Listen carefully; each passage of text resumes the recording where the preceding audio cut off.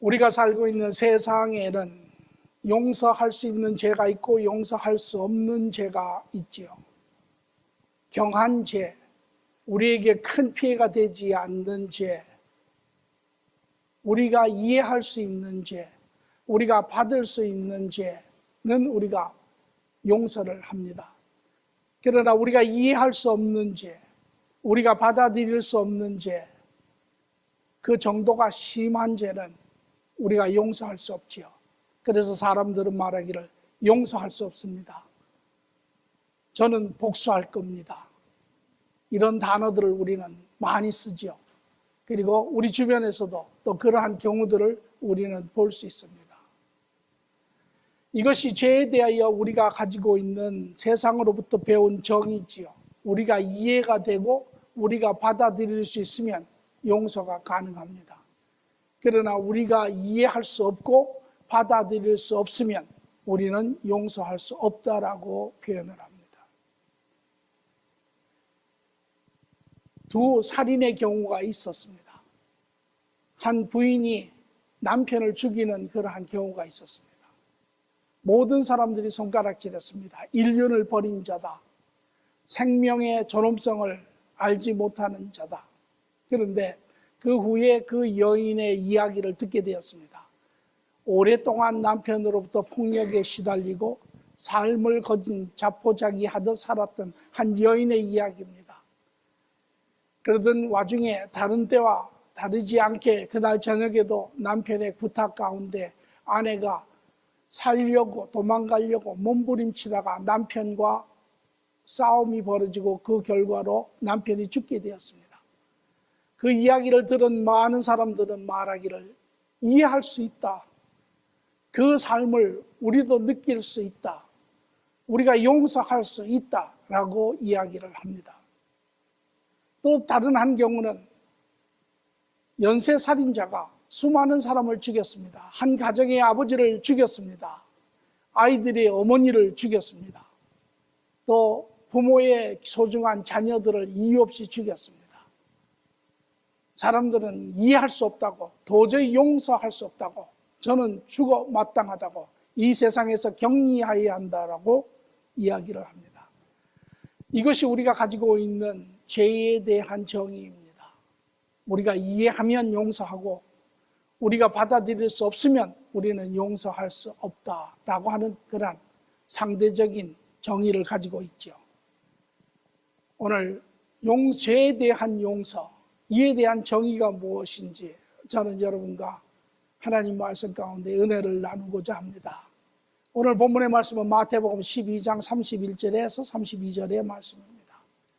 같이 말씀을 읽겠습니다.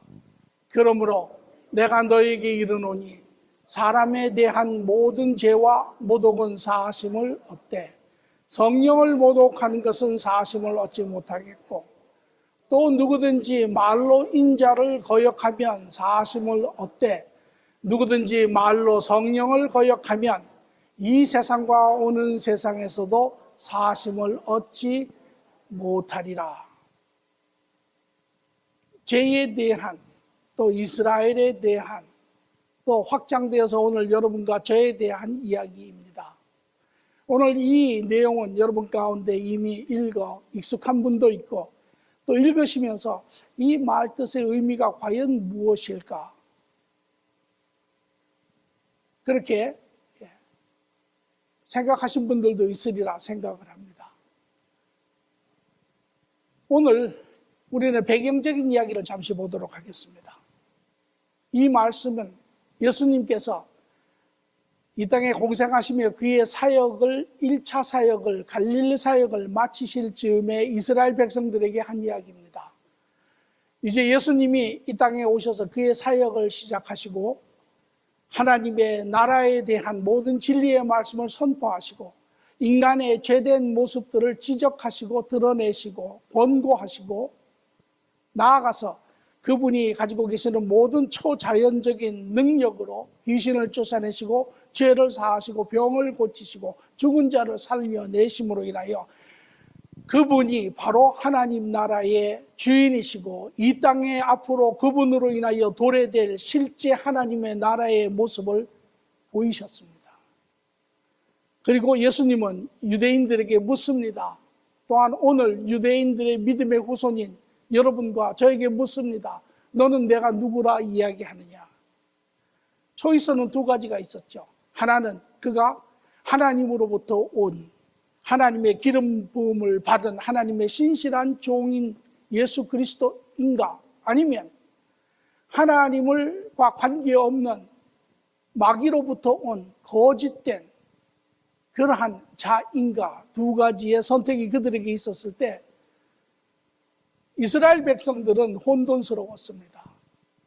예수님의 그러한 모든 사역과 말씀을 들으면 그가 하나님으로부터 온 자임이 틀림이 없었습니다. 그러나 그들의 스승인 종교 지도자들의 소리를 들으면 그들의 기준점에 의하면 예수님은 거기에 맞지 않는 분입니다.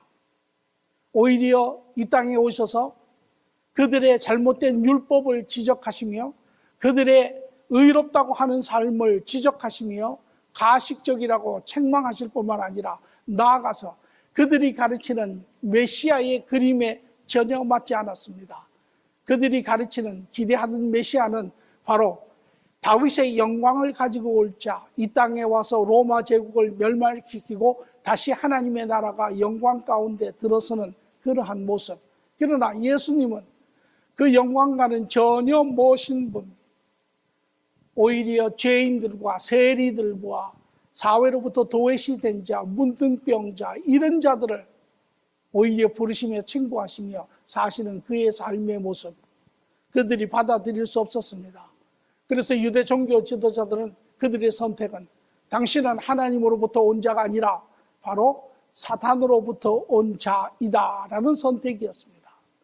이 선택에 예수님은 이제 그 스스로의 신분을 드러내시는데 첫 번째 우리가 본 것은 바로 이사야서에서 예언된 하나님께서 직접 예언하시고 간증하신 예수 그리스도의 모습을 보았습니다. 하나님께서 택하시고 하나님께서 기름 부으시고 사랑하시는 자이시고 하나님의 능으로 부어서 그 모든 일을 감당케 하신 겸손한 의의 주인이시죠. 그 후에 예수님께서는 이제 본인에 대한 변론을 하십니다.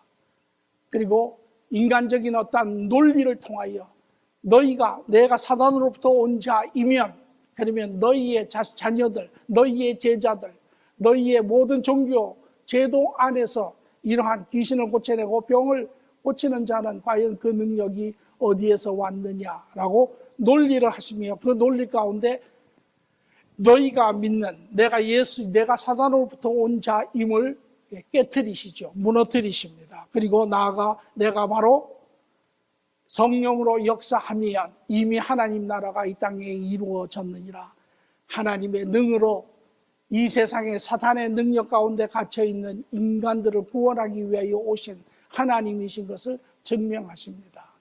그리고 이어서 오늘 이 이야기를 하고 계시는 것입니다. 말씀하시기를 모든 죄, 인간의 모든 말과 행동의 모든 죄는 다 사함을 받을 수 있으나 그러나 사함을 받지 못하는 죄가 있는데 너희가 성령을 거역하면 사함을 받지 못하느니라. 또 나아가서 말씀하시기를 인자를 너희가 모독하면 죄사함을 얻을 수 있으나 그러나 성령을 너희가 모독하면 이 세상뿐만 아니라 다가오는 세상에도 너희가 죄사함을 받을 수 없느니라. 상당히 혼돈스러운 내용의 부분입니다.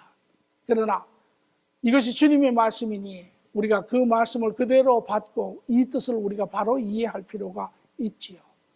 우리가 이것을 이해하기 위해서는 하나님이 어떤 분이신지를 우리가 보아야 합니다. 하나님과 죄의 관계, 인간의 죄와 하나님의 관계가 어떤 것인지를 우리는 먼저 볼 필요가 있습니다. 오늘 여기도 보니까 내가 너에게 이르노니 사람에 대한 모든 죄와 모독은 사심을 얻되 모든 죄에 대한 사심이 있다라는 것이죠. 다시 말하면 하나님은 우리의 죄를 사하시기를 원하시는 분이십니다.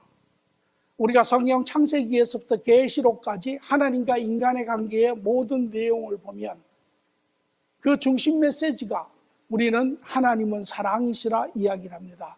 왜 하나님이 사랑이십니까? 그 사랑의 의미가 무엇입니까? 사랑이 가지고 있는 얼굴이 얼마나 많습니까? 그래서 오늘 사랑이라는 이야기를 할 때 우리는 한참 혼동스러워하는 이유도 거기에 있죠. 그것은 바로 하나님께서 창세기에서부터 계시록까지 하나님의 자녀들을 용서하시기를 원하시기 때문에 그렇습니다. 하나님이 인간의 조상 아담과 이브를 지었지만 죄를 짓습니다. 그때 하나님이 그들을 다 죽일 수 있지만 죽이지 아니하시고 예수 그리스도를 통하여 그들을 죄를 사하시기를 원하십니다. 그리고 이제 하나님의 구원의 그 계획 안에 이스라엘 백성들을 택하시고 이스라엘의 조상인 아브람, 또 이삭, 야곱, 또 요셉, 그 아들들이 이어가며 계속 하나님 앞에 죄를 짓지요. 그러나 하나님께서는 그들을 매번 사하기를 원하시는 것을 봅니다. 그 후에 이스라엘이 이제 한 국가가 되고 그들이 가나안 땅에 들어와서 사사기 시대를 거치고 왕의 시대를 거쳐가면서 끊임없이 그들이 하나님 앞에 죄를 짓지만 하나님은 그들에게 제사라고 하는 제도를 주어서 그들의 죄를 항상 용서하시고 유보시키고 계시는 것을 우리가 봅니다. 이것이 구약의 전체의 테마지요. 그래서 출애굽기 34장 6절 7절의 말씀을 보면 이렇게 이야기합니다. 여호와께서 그의 앞에 지나시며 선포하되 여호와라 여호와라 자비롭고 은혜롭고 노하기를 더디하고 인자와 진실이 많은 하나님이라 인자를 천대까지 베풀며 악과 과실과 죄를 용서하리라. 이것이 하나님의 형상이죠. 또한 이사야라고 하는 선지자도 그 하나님에 대해서 1장 18절에 이렇게 이야기합니다. 여호와께서 말씀하시되 오라 우리가 서로 변론하자. 너희의 죄가 주홍 같을지라도 눈과 같이 희어질 것이요 지롱같이 붉을지라도 양털같이 희게 되리라. 이것이 우리에 대한 하나님의 마음이지요. 구약에뿐만 아니라 신약에 들어와서도 예수님의 과정도 마찬가지입니다. 예수님의 사역 전체를 통하여 그분은 하나님의 뜻을 전하는데 인간 세상에 부르짖는 가장 대표적인 말이 요한복음 3장 16절의 말씀처럼 하나님이 세상을 이처럼 사랑하사 독생자를 주셨으니 이는 그를 믿는 자마다 멸망하지 않고 영생을 얻게 하려 하심이라. 이것이 세상에 대한 하나님의 메시지고 세상을 바라보는 하나님의 마음이지요. 뿐만 아니라 그 밖에 모든 제자들도 대표적으로 사도라고 하는 요한도 요한일서 2장 12절에 말하기를 자녀들아 내가 너희에게 이 말씀을 쓰는 것은 너희의 죄가 그의 이름으로 말미암아 사함을 받았음이요 라고 이야기를 하고 나아가서는 사도 바울도 에베소서 1장 7절에 말하기를 우리는 그리스도 안에서 그의 은혜의 풍성함을 따라 그의 피로 말미암아 속량고 죄사함을 받았느니라. 이것이 성경 전체의 테마입니다. 성경 전체의 테마는 하나님은 사랑이신데 그 사랑의 하나님은 우리의 죄를 사하시기를 원한다는 것이죠. 그리고 다른 또 메인 주제는 인간은 끊임없이 죄를 짓고 있다는 것입니다. 오늘 하나님은 우리의 모든 죄, 모든 사람의 모든 죄를 다 사하여 주시기를 원하시는 것이 이것이 하나님의 뜻입니다. 우리가 믿는 하나님은 우리가 세상에서 만든 그런 신이라고 하는 존재와 다릅니다. 세상에서 우리가 만든 종교의 그 대상은 신이라고 하는 존재는 두려움의 존재죠. 그래서 우리가 항상 그 앞에 두려워하며 그 앞에 우리가 행위를 통하여 우리가 선한 일을 많이 하면 그 신이라고 하는 존재가 우리를 용서해 준다라고 믿지만 우리 하나님은 그런 분이 아니십니다. 두려움의 하나님이 아니라 사랑의 하나님이고 그가 용서하지 아니하셔도 될 상황 가운데 우리를 긍휼히 여기시고 우리를 사랑하시기를 원하시는 하나님이 바로 우리가 믿는 하나님이십니다.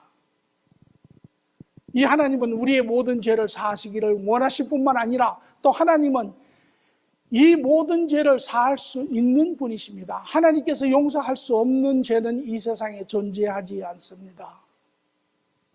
우리는 세상으로부터 배운 인간의 정의에 따라 우리는 여기에 대한 질문을 묻습니다.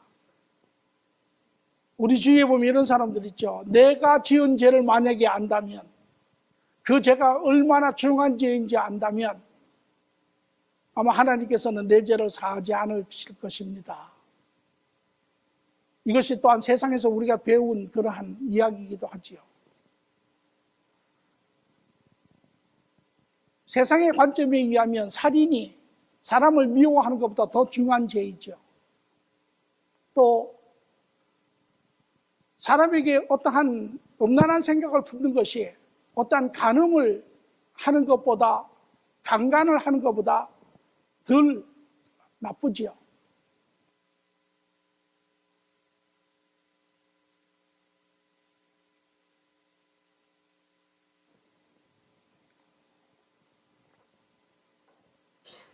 우리의 관점으로 의하면 더 중한 죄가 있고 덜 중한 죄가 있고 용서할 수 있는 죄가 있고 용서할 수 없는 죄가 있습니다. 그러나 하나님 앞에 죄의 관점은 좀 다릅니다. 우리가 죄에 대한 바른 하나님의 정의를 이해한다면 우리는 그 부분을 쉽게 이해할 수 있습니다. 하나님 앞에 죄는 드러나든 드러나지 아니하든 하나님의 말씀을 거역하는 것이 죄입니다. 그러면 그 말들을 우리가 좀 풀어볼 필요가 있습니다. 하나님의 말씀을 거역하는 것이 무엇인가? 진리를 거역하는 것입니다. 선한 것을 버리는 것입니다. 악한 것을 취하는 것입니다.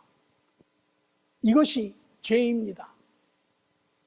그것이 살인이든, 그것이 미워하는 것이든, 그것이 훔치는 것이든, 그것이 죽이는 것이든, 모든 것이 선을 버리고 악을 쫓아가는 것, 하나님의 그러한 진리의 길을 버리는 것, 이것이 죄의 정의입니다. 그렇다면 죽이는 것이나 버리는 것이나 훔치는 것이나 미워하는 것이나 인간의 죄에 따라서는 중약이 있지만, 그러나 하나님 앞에는 그것이 다 하나님을 버리는, 선을 버리는, 악을 쫓아가는 악한 행위고 이것이 죄인 것입니다.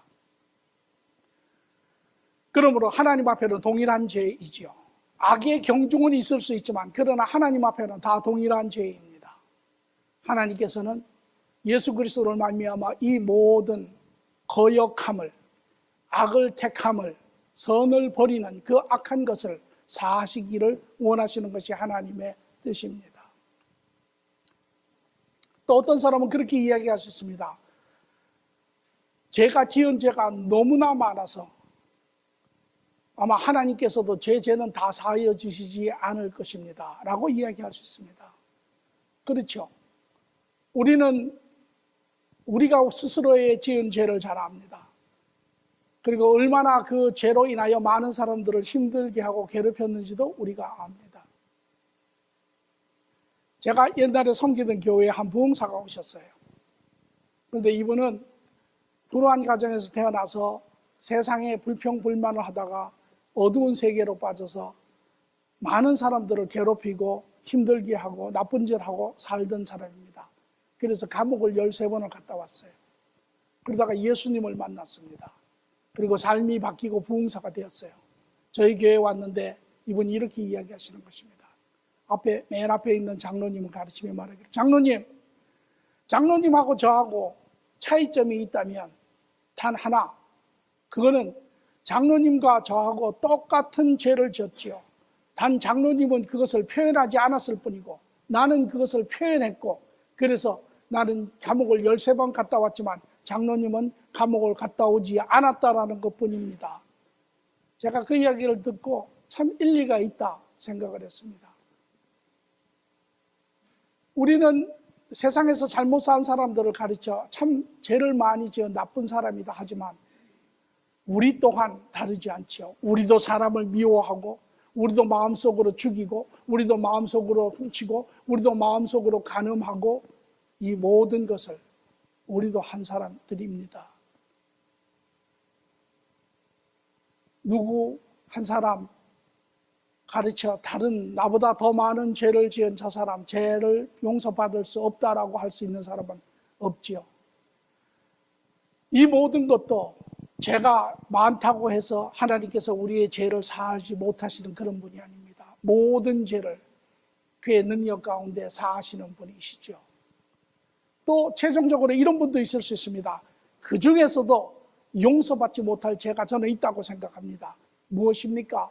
바로 하나님께서 우리의 죄를 사하시기 위해서 그의 아들 예수 그리스도를 이 땅에까지 보내시고 그의 육신을 찢으시며 십자가에서 우리의 죄를 사하셨는데 그분을 우리가 믿지 않는다면 우리에게는 죄사함이 없겠죠. 그것이 죄 중에 가장 큰 죄가 아니겠습니까?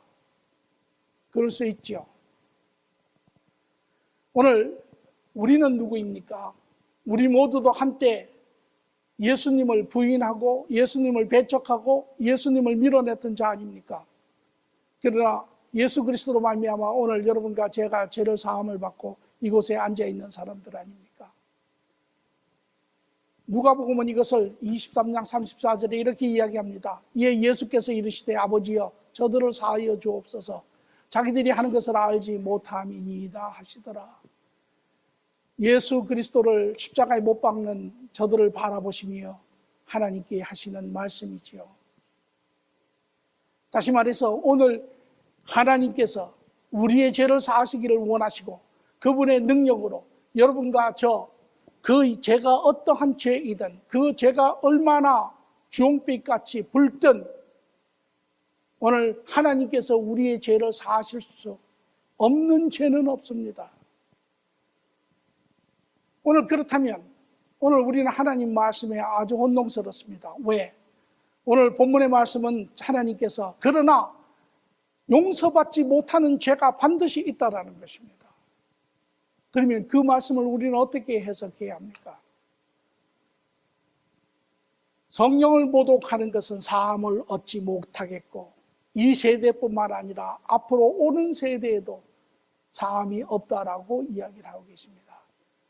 오늘 이것은 우리는 예수님의 사역 안에서 보아야 합니다. 이 말씀의 실상의 내용은 유대인들에게 하는 것입니다. 예수님을 배척하며 예수님의 모든 것을 보았으며 예수님의 모든 것을 들었으며 그럼에도 불구하고 그 예수님을 배척하고 있는 유대인들, 오늘 이 시대도 마찬가지입니다. 그렇다면 그 부분을 우리가 어떻게 이해해야 할지 이해하기 위해서 우리는 예수님의 사역을 먼저 볼 필요가 있습니다. 예수님의 사역, 하나님이신 그분이 이 땅에 오셔서 이제 그의 사역을 행하시는데 요한복음 6장 38절을 보니까 내가 하늘에서 내려온 것은 내 뜻을 행하려 함이 아니요 나를 보내신 이의 뜻을 행하려 함이라. 아버지의 뜻을 온전히 이 땅에 이루러 오신 분이죠. 그래서 우리는 예수님을 중보자라고 이야기합니다. 중간에 서신 분, 하나님의 뜻을 우리에게 전하시고 우리의 뜻을 하나님께 전하시는 분, 이렇게 이야기를 하죠. 그래서 예수님의 사역을 두 특징으로 나누면 우리가 깊이 새겨야 되는 부분인데, 첫째는 자기의 뜻을 비우시고 아버지의 뜻을 이루시는 것이 그분의 사역의 아주 중심입니다. 자기를 비우신 분입니다. 우리가 좀 우리가 다 이해할 수는 없습니다. 그러나 오늘 성령님께서 도와서 우리가 좀 더 깊은 곳까지 그분을 이해하기를 바랍니다. 자기를 비우신 이야기를 우리가 빌립보서 2장 6절에서 7절의 말씀을 봅니다. 그는 근본 하나님의 본체시나 하나님과 동행함을 취할 것으로 여기지 아니하시고 오히려 자기를 비워 종의 형체를 가지사 사람의 모양과 같이 되시고 사람의 모양으로 나타나사 자기를 낮추시고, 삼위일체 하나님의 두 번째 하나님이지요. 하나님과 예수님과 성령님 한 하나님이시죠. 세 분의 다른 분이긴 하지만 역할이 다르십니다. 그러나 그분의 속성과 그분의 능력과 그분의 지혜와 모든 것은 동일하신 하나님이십니다. 이 하나님이 이제 하나님 아버지의 그 뜻을, 계획을, 결정을 쫓아 자기를 비우시고 이 땅에 인간으로 오실 때 자기의 모든 것을 내려놓고 오십니다. 자기의 영광을 내려놓으시고 자기의 타이틀을 내려놓으시고 자기의 능력과 자기의 모든 원함과 자기의 모든 속성까지도 내려놓으시고 이 땅에 오세요. 그리고 인간으로 오십니다. 이것이 그분이 행하신 첫 번째 것입니다. 그래서 우리는 예수님을 가르쳐 이야기할 때 100% 하나님이지만 100% 인간이다라고 이야기를 하지요. 두 번째, 이제 그분이 자기를 온전히 비우시고 아버지의 사역을 온전히 이루어내시는 그 과정을 우리가 한번 볼 필요가 있습니다. 예수님은 이런 이야기를 하세요. 내가 이제 너희에게 이야기하는 말도 내 말로 하지 아니하고 아버지의 말로 하나니. 온전한 관계 안에, 온전한 연합 안에, 교제 안에 하나님이 주시는 그 말씀을 가지고 이루어 가시는 주님이세요. 뿐만 아니라 이제 그분의 뜻을 이 땅에 이루어내는데, 하나님의 나라의 계획을 이 땅에 드러내는데 그분에게는 하나님의 능력이 필요하세요. 그래서 아버지께서 그 아들에게 성령을 부어주시지요. 보겠습니다. 그분은 태어나실 때부터 성령으로 태어나신 분이죠. 누가복음 1장 35절을 보니 천사가 대답하여 이르되 성령이 내게 임하시고 지극히 높으신 이의 능력이 너를 덮으시리니 이러므로 나실 바 거룩한 이는 하나님의 아들이라 일컬어지니라. 그분은 성령이 여인의 몸에 임하심으로 인하여 태어나신 분입니다. 그분은 인간의 영을 가지신 분이 아니고 하나님의 영을 가지신 분이죠. 그러므로 예수님은 아담의 혈통을 가진 인간이 아니라 하나님의 혈통을 가진 하나님의 영으로 인간의 몸을 입고 이 땅에 태어나신 하나님이시죠. 이것이 그분이 우리를 구원할 수 있는 이유이기도 합니다. 뿐만 아니라 이제 그분이 30년을 기다리시고 하나님의 때가 되었을 때 예수님의 이제 나타나심이 그의 이 땅에 하나님 나라의 왕으로 오신 이의 대관식이 이스라엘 백성들 가운데 벌어지는데 마태복음 3장 16절에 17절에 보니까 이제 세례 요한이 예수님을 세례하는 그러한 장면이 나오지요. 예수께서 세례를 받으시고 곧 물에서 올라오실새 하늘이 열리고 하나님의 성령이 비둘기같이 내려 자기 위에 임하심을 보시더니 하늘로부터 소리가 있어 말씀하시되 이는 내 사랑하는 아들이요 내 기뻐하는 자라 하시니라. 이제 물론 그분은 처음부터 성령으로 인하여 잉태하신 하나님의 아들이지만 그러나 그 성령의 사역이 여기서부터 이제 시작이 됩니다. 성령의 기름 부음이 여기서부터 시작이 됩니다. 그리고 여러분이 성경을 주의 깊게 보시면 마가복음 1장 12절에서 23절까지 그 대관식을 끝나자 성령이 이제 예수 그리스도의 모든 사역의 중심이 되는 것을 볼 수 있습니다. 성령이 곧 예수를 광야로 몰아내신지라. 광야에서 40일을 계시면서 사탄에게 시험을 받으시며 들 짐승과 함께 계시니 천사들이 수종들더라. 이 땅에 오셔서 사역의 제일 주축은 하나님의 영역이지만 그러나 이제 마귀가 죄로 인하여 다스리려고 하는 이 영역에, 인간 영역에 왕노릇하는 마귀를 제일 먼저 멸하시는 그러한 모습이 바로 광야의 40일의 모습이지요. 그 후에 누가복음 4장 14절에 보니 예수께서 성령의 능력으로 갈릴리에 들어가시니 그 소문이 사방에 퍼지고 예수님의 사역은 예루살렘에서 시작되는 것도 아니고 유다에서 시작되는 것도 아니고 성령이 인도하심에 따라 갈릴리에 가서 그의 첫 번째 사역이 시작이 되고 있는 것을 볼 수 있습니다. 뿐만 아니라 이제 누가복음 4장 18장 19절에 보니 주의 성령이 내게 임하셨으니 이는 가난한 자에게 복음을 전하게 하시려고 내게 기름을 부으시고 나를 보내사 포로된 자에게 자유를 눈먼 자에게 다시 보게 함을 전파하여 눌린 자를 자유롭게 하며 주의 은혜의 해를 전파하게 하려 하심이라. 그 성령의 부으심에 따라 예수님이 이제 말씀을 선포하시기 시작하시고 주의 능력으로 초자연적인 능력으로 하나님 나라 이 땅에 도래될 회복될 다가오는 그 하나님의 나라의 모습을 드러내 보이기 시작하시는 것입니다. 이것이 그분의 사역입니다. 그분의 사역은 자기를 비우시고 온전한 하나님의 영역을 행하시는 것으로 성령에 의하여 이 모든 것을 이루어내셨죠. 이것이 바로 예수님이십니다. 그래서 이런 예수님을 우리는 하나님이시며 또한 인간이라고 이야기를 하지요. 여기에 이 성령을 부인한다. 지금 예수님은 이 사역, 성령이 주관하셔서 인도하셔서 그분과 함께 하나님의 모든 사역을 드러내고 계시는데, 이스라엘 백성들은 이러한 예수님을 바라보며 말하기를 사단으로부터 온 자다라고 이야기를 하죠. 다시 말하면 예수님을 거역하는 것입니다. 예수님을 거역하는 것은 예수님의 안에서 역사하시는 성령을 거역하시는 것입니다. 왜 이들에게 용서받지 못할 죄가 있습니까? 그것은 예수님을 거부하는 자, 예수님을 통하여 역사하시는 성령님을 거부하는 자는 더 이상 예수님의 말을 듣지 않습니다. 예수님의 말을 듣지 않는 자는 예수님 앞에 오지 않습니다. 예수님 앞에 오지 않는 자는 예수님으로 인하여 죄사함이 없습니다. 그러므로 이들은 결과적으로 영원한 사함을 받지 못하는 죄 가운데 있는 자들입니다. 많은 사람들이 묻습니다. 이스라엘 백성들은 죄사함을 받았습니까? 이스라엘에게는 구원이 있습니까? 그 답은 바로 여기에 있는 것입니다. 그리스도 앞에 나오지 아니하는 자에게는 영원히 사하지 못하는 죄 가운데 있다라는 것입니다. 그들은 영원히 사함을 받지 못하는 죄 가운데 있는 것입니다.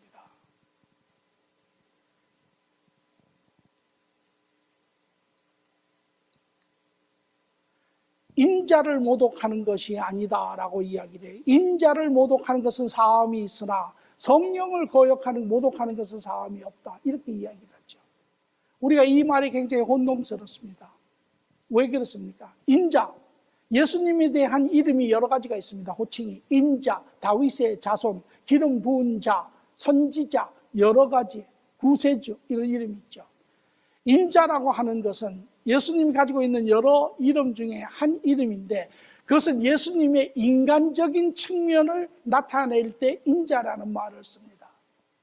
다시 말하면 예수님이 이 땅에 오셔서 하나님으로서 또 인간화되신 분으로서 그의 모든 사역을 드러내지만, 오늘도 그때도 그리하였고 오늘도 그리하였고 여전히 많은 사람들은 예수님을 인간으로 봅니다. 어찌 인간이 하나님이라 할 수 있느냐? 이스라엘 백성도 그렇게 이야기했습니다. 어찌 인간인 그가 우리의 죄를 사할 수 있느냐? 그렇게 이야기를 하죠.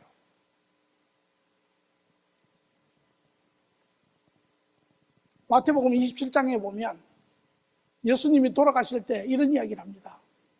성전을 헐고 사흘에 짓는 자여, 내가 만일 하나님의 아들이거든 자기를 구원하고 십자가에서 내려오라 하며. 무슨 소리입니까? 예수님을 조롱하는 것이죠. 네가 인간이며 자기도 구원하지 못하는 자이거늘 네가 어찌 하나님이라 할 수 있느냐 라고 조롱하는 것입니다. 그것이 사람들이 예수님을 바라보는 관점이죠. 오늘날도 복음이 만방에 선포되지만 많은 사람들은 여전히 예수님을 한 인간으로 봅니다. 인간이 무엇을 할 수 있느냐? 인간이 어떻게 이런 일을 할 수 있느냐?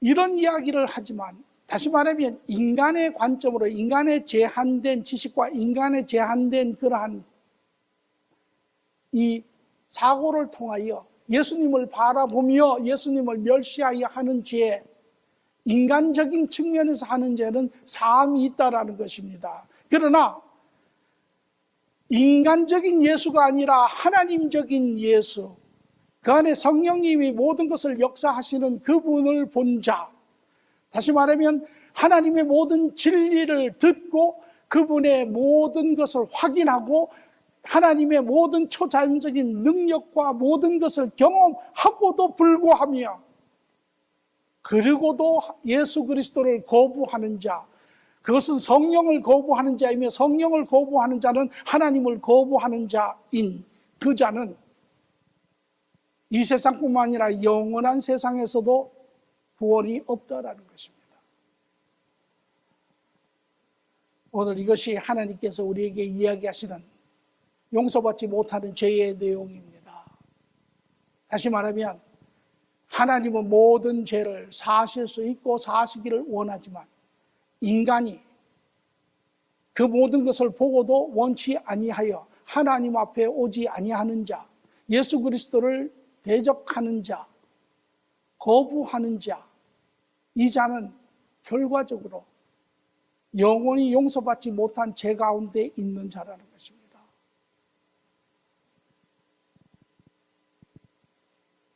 이것이 오늘 예수님이 작게는 유대인들에게 또 뿐만 아니라 이 세상의 모든 믿지 않는 사람들에게 하는 이야기입니다. 하나님은 우리를 죄에서 구원하시기를 원하시지만 그러나 우리가 원치 아니하면 그 죄는 영원히 사하여지지 않습니다.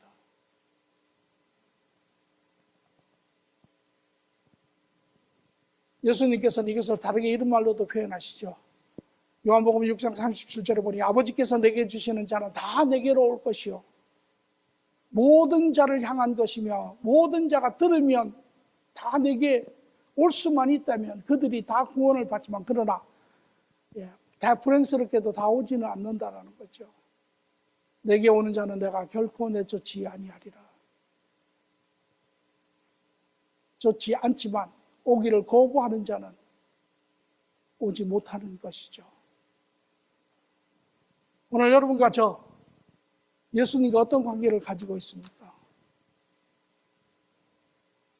오늘 우리는 우리의 바른 관계를 보아야 합니다. 정말 예수님은 하나님이신 그분, 나의 죄를 위하여 이 땅에 오신 그분, 나의 모든 것을 사하시기 위해서 돌아가신 그분을 진정으로 믿으십니까?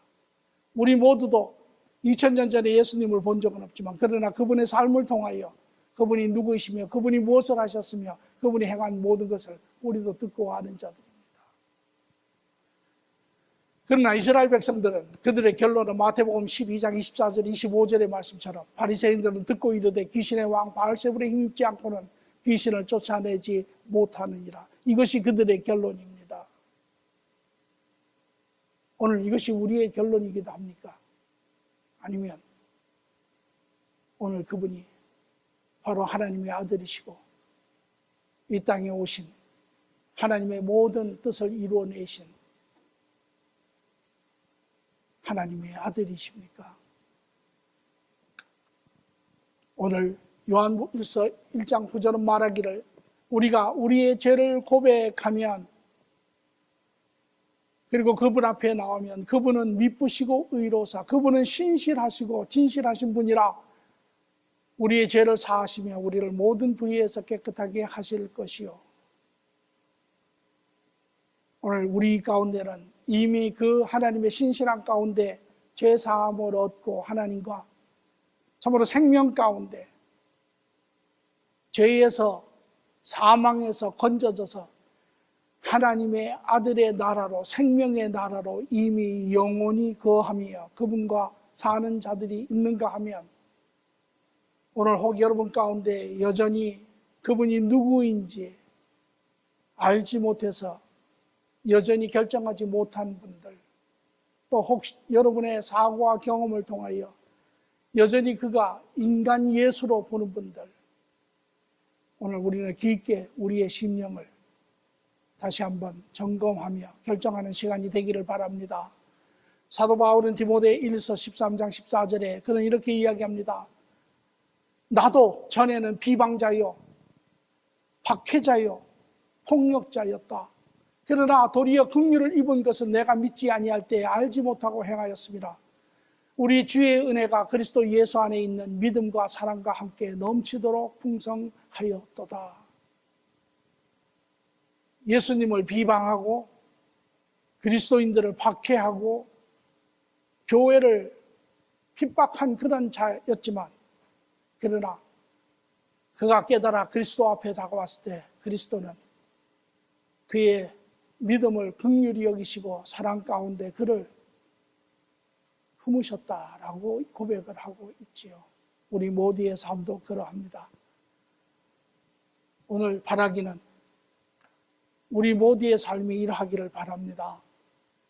그리스도의 앞에 여러분들이 바른 관계가 맺혀지고 그분과 함께 사는 놀라운 그러한 축복이 여러분 삶 모두에 있어지기를 간절히 바랍니다. 좋으신 아버지 하나님 감사합니다.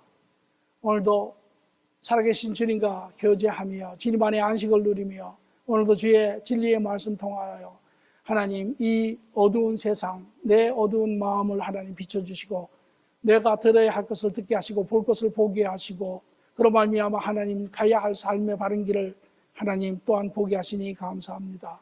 하나님 사랑하는 자들의 심령 가운데 하나님 소망을, 확신을, 기쁨을 충만케 하시어 아버지여 참으로 이들이 세상에 나아가 이 기쁜 소식이 빛으로 하나님 또 사랑으로 하나님 생명으로 하나님 드러나게 하여 주시옵소서.